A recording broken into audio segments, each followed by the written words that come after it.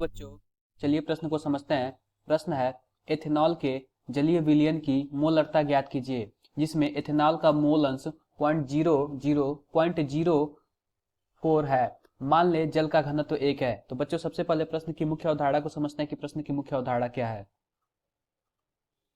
मुख्य अवधारणा,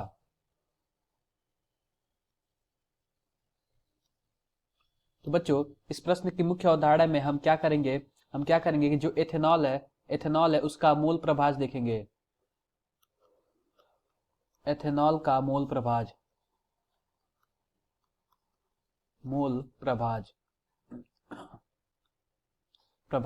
कितना दिया हुआ है? 0.04। अगर अगर हम क्या करते हैं माना एथेनॉल का मोल स्मॉल एन है और जल का मोल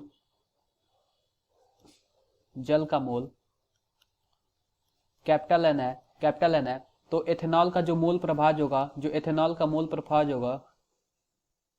कुछ इस प्रकार होगा, N/N plus capital N।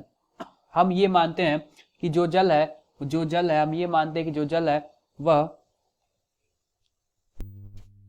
1000 ml है, या फिर हम इसको 1000 ग्राम भी बोल सकते हैं, क्योंकि घनत्व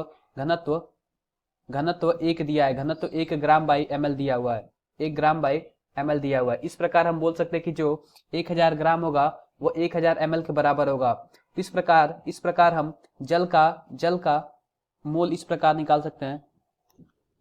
जल का मोल क्या होगा? जल का मोल वो होगा 1000 बटा जल का अणुभार यानी कि 18।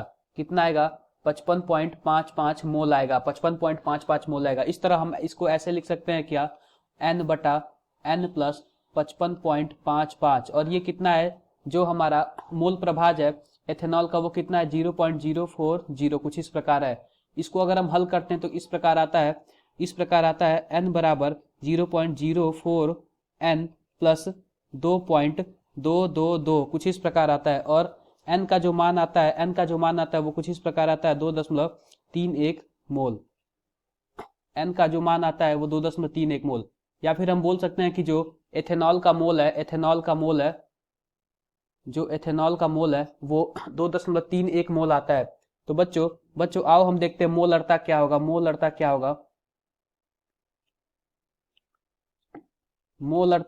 मोलरता बराबर मोल बटा आयतन। तो जो हमारा मोल कितना है? हमारा मोल है 2.31 और आयतन कितना है? 1 लीटर। यानी कि जो हमारा मोलरता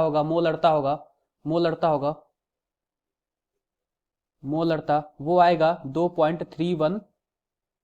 ये हमारा अंतिम उत्तर है। तो बच्चों आशा करते हैं कि आपको मुख्य अवधारणा के आधार पर प्रश्न समझ आया होगा।